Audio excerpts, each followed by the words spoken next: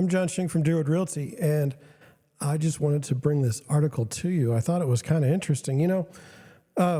What happens when things get really expensive is prices dictate behavior, right?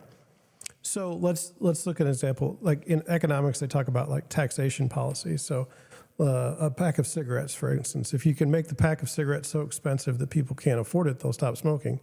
That doesn't take into account substitution, which means they'll find something else. But we're seeing this in the housing market now. I've personally seen different things going on in the housing market, different living arrangements, and I think that this is not a positive.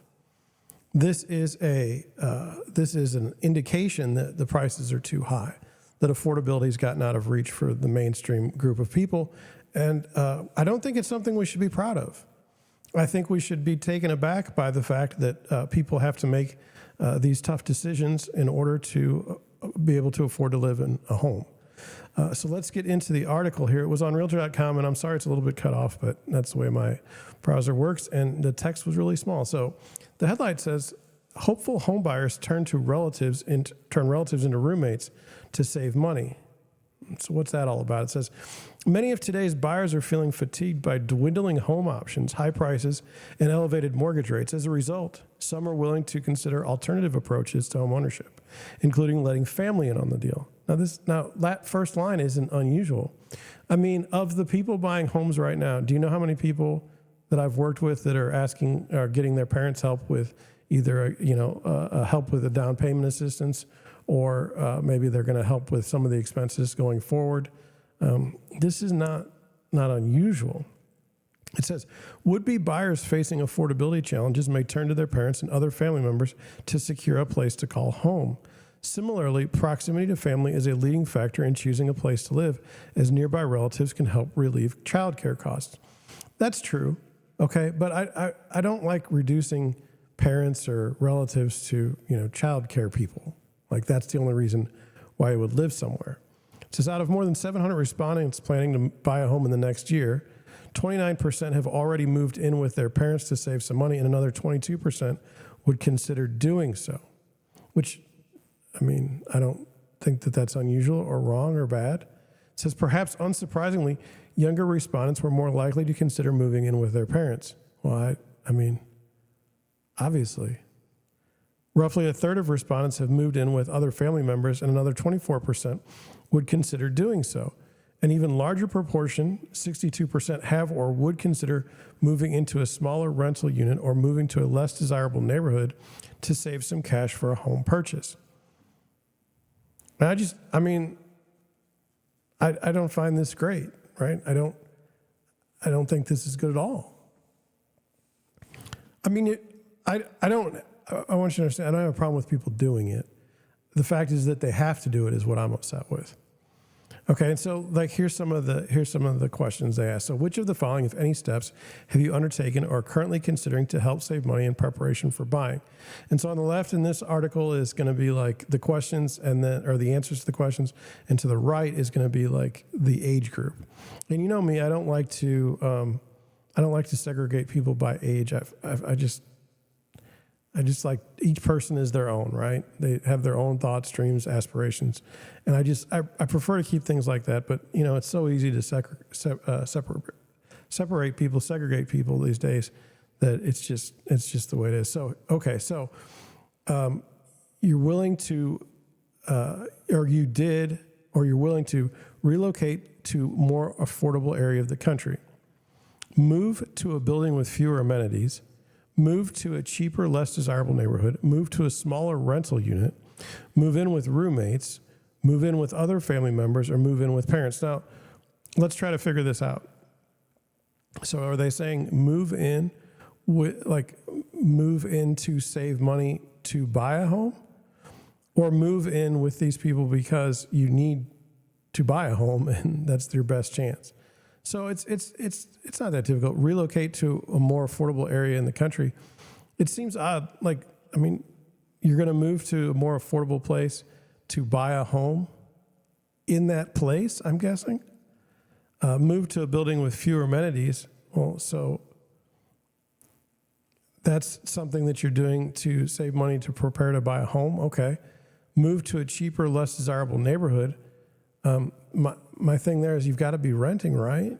You're not just going to go buy a house in a less desirable neighborhood, then try to sell that house and buy a house in a more desirable neighborhood, given the situation that you're in right now, since you don't have enough money to buy the house in the neighborhood you want to be in anyway. Move to a smaller rental unit. Obviously, that's not buying. Move in with roommates. That seems like what people have been doing for forever. Doesn't seem strange. Move in with other family members and move in with parents. Kind of interesting that other family members is somehow different than moving in with your parents. So moving in with your aunt or your uncle, does that really matter? The fact that you have to move in with someone just so that you can save up enough money to buy a home, that's the problem, in my opinion. The respondents looking to buy a home within the next year cited home ownership, more space, and better access to the outdoors as top reasons for their home search. More than a quarter of respondents said that proximity to family factored in their search. Okay. So complete this sentence. I'm looking for a new home this year because I want to own my own home. That seems pretty obvious, right? I'm looking for a new home this year. What would the other answer be? Because I'm looking for a new home this year because I want to not own my own home. That would be the alternative. That doesn't make any sense. A bigger place, more space, better access to the outdoors, to live somewhere more affordable than I do now, to be closer to my office, to live somewhere with good schools, to be closer to my family. So it's kind of interesting. To be closer to my family is like way low, right? For home shoppers looking to move closer to family, roughly half cite giving help with childcare as a reason, and 44% of respondents are looking for a move closer to family to receive help with childcare for their own children. In line with this familiar poll, almost half the respondents said that siblings have purchased or considered purchasing a home to be nearby, and 46% say parents have done or considered doing the same. So it's odd because they took the least percentage-wise, and then they made it into the next issue. So it says, well, if anything contributes to your desire to move closer to your family, the price and cost of living has become too high where I currently live. I liked the area. I'm going to help care for other children in the family. I need affordable help caring for my children. Health issues, where I liked was too expensive. See, that to me is where I like was too expensive, and prices, cost of living have become too high where I currently live are the same thing. And then they said, the pandemic, and then nothing in particular. It says,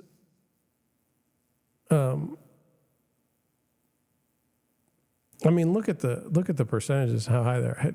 Do you have family members who are considering purchasing or have purchased a home near you? It says, my siblings, you got 45% have done this. My parents, 45% have done this. My grandparents, only 40%. And extended family, over 40%. Pretty impressive. Family is not only a factor in the where, but also in the how when it comes to purchasing a home. Roughly 37% of respondents would consider purchasing a home to live in with a child.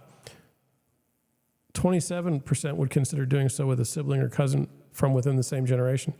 And 21% would consider doing so with a grandparent. Altogether, 83% of respondents were willing to consider buying a home and living with family or friends.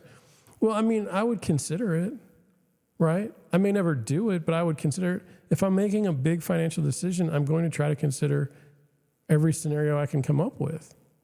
So it's kind of, to me, an odd way to look at it. Would you consider buying a home as a primary residence with any of the following? No, I would not buy a home with someone other than a spouse. And that's 20%. And then yes, with my child. So, but does your child want to live with you? Most kids, when they get to be 24, 25, want nothing to do with their parents. I'm just putting it out there. Yes, with a romantic partner that I'm not married or engaged to. That's new or something. Yes, with a sibling, cousin, or other family member from the same generation. What difference does it make if it's not the same generation? That doesn't make any sense. I mean, wouldn't your sibling have to be from your generation?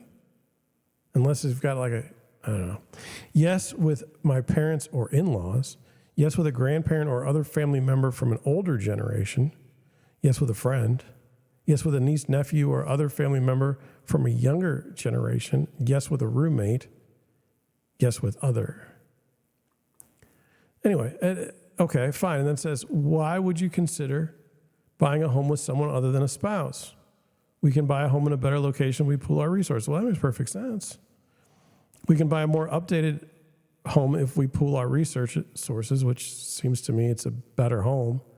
But this is a location. This is a better, nicer house. We can buy a bigger home if we pool our resources. We're already living together and would prefer to start building equity sooner. I can't afford to buy a home of my own, but would like to get into this housing market. Oh, this is a pretty odd survey, eh?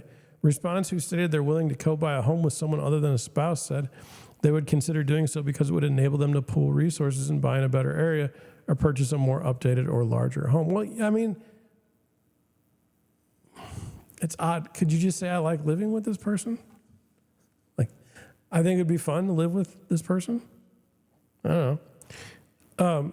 It says creative solutions such as turning to family for support may seem like the most viable option to make a home purchase happen in the coming year. It's really odd to me. So you're not going to get, for what I see, people don't have a lot of money. Okay. That living with someone for a year isn't going to fix their down payment problem right now because houses are that expensive.